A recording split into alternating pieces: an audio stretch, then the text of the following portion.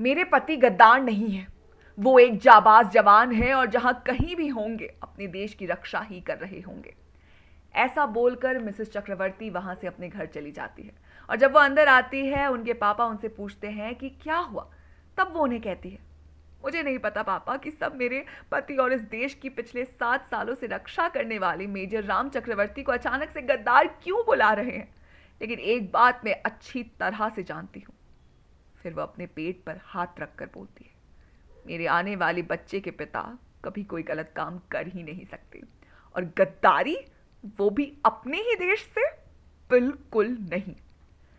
ये वक्त है साल 2019 का, जब गुजरात बॉर्डर के आर्मी बेस कैंप में मेजर राम चक्रवर्ती, जो एक सीक्रेट मिशन पर गए हुए थे, वो अभी तक नहीं लौटे थे।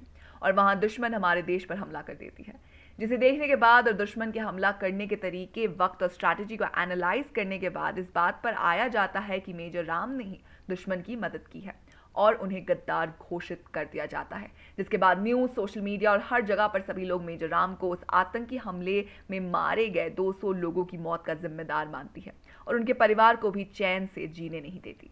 उस हमले को और मेजर राम के गायब होने का 1 साल से भी ज्यादा का वक्त होने जा रहा है, लेकिन मेजर का अभी भी कोई पता नहीं चल पा रहा है।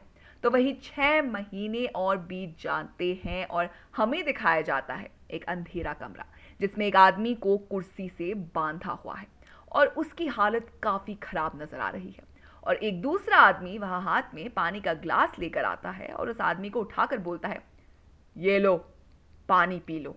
लेकिन वो आदमी मना कर देता है और ये देख वो आदमी गुस्सा हो जाता है और उस बंधे हुए आदमी के पास जाता है और उसका मुंह जबरदस्ती खोलता है और उसे पानी पिलाता है और फिर कहता है, तू हमें जिंदा चाहिए मेजर, क्योंकि तुम्हारे नाम पर हम काफी कुछ कर सकते हैं।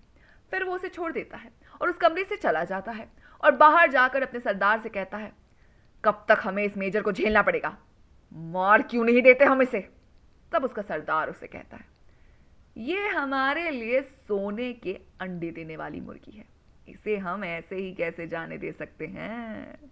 वही उस कमरे में बंधे हुए मेजर राम के दिमाग में उसकी पत्नी, उसके माँ पापा और उनके साथ ही अपने देश का ख्याल आता है और वो मन ही मन ठान लेता है, मुझे किसी भी हालत में इस जगह से निकलना होगा और उनके प्लान के बारे में पता लगाना होगा।